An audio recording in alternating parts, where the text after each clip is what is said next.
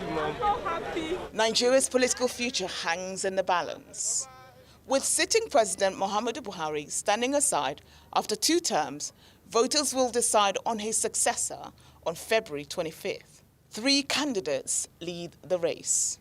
Ruling party veteran Bola Tinubu, whose campaign slogan, Emilokan, translates to, "It's my turn."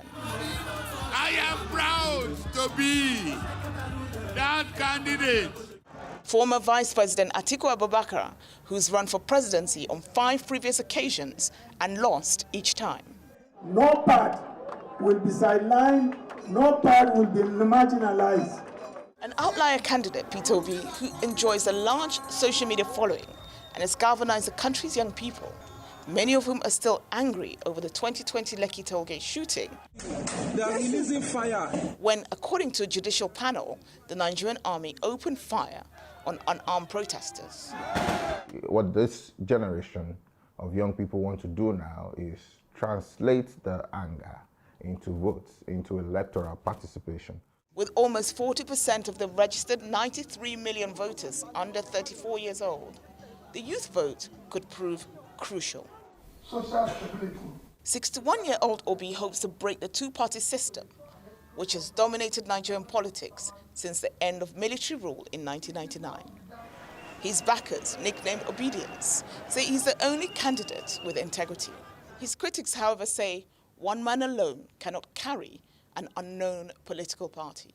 Many people have said you will be easily impeached as president because of your lack of structure. That has happened to me before. It happened to you before? So I know how to deal with it. I know how to navigate it. How will you deal with it if you become president and you're impeached? Do the right thing. Which is? Govern with the people. Earlier this month, a predictive poll gave the lead to Obi in a high turnout scenario. However, in a low turnout scenario, Tinubu and his ruling party are expected to prevail. It's time for a new era, whatever that looks like. And I think that is probably most reflected in the levels of engagement that we have seen heading up to the polls, which are unparalleled again.